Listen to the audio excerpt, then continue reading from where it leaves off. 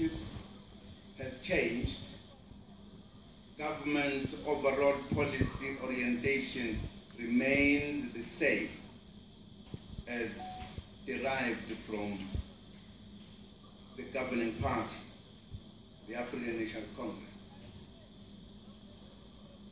We also wish to emphasize that government has been and will remain committed to a measured fiscal consolidation that stabilizes the rise in public debt.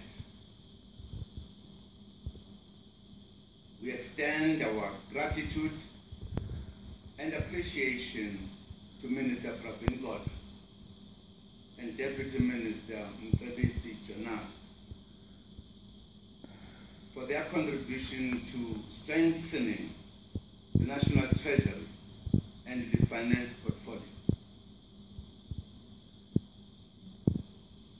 We thank former Minister Gordhan for ensuring a smooth transition. Mr. Gordhan is officially handing over to Minister Malusi Gigaba this morning. This shows the maturity of leadership within the governing party. We appreciate the determination by both leaders to ensure continuity and unity within the portfolio. A united and stable national treasury and finance portfolio as a whole is absolutely critical for government and the country. I've directed Minister Gigaba and Deputy Minister Sifiso Buthelezi to immediately prioritize unity, peace, cohesion, and stability within the finance portfolio. This will enable all components of the portfolio to focus on the tasks at hand. It is also more important than ever now that we unite as a country and work together in light of the unrelenting socio-economic challenges that we face. We will continue to work with business and labor to take forward the work of the CEO initiative that was established last year to reignite growth while also strengthening the Presidential Business Working Group where we interact with all components of business. Minister Gigaba and his team will also be reaching out to the international investor community very urgently to assure them that South Africa remains a stable, reliable, and competitive investment destination. They will build on the good work that has been done thus far. Thank you. Most importantly, we assure our people that government will do everything possible to promote cohesion, unity, and efficiency in government. We know that public statements which indicate disagreement within government by ministers, for an example,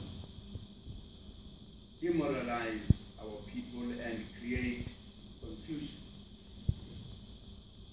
This is a serious weakness, and we shall attend to it within the renewed vigor.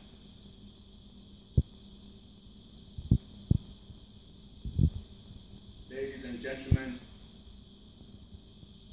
since 2008,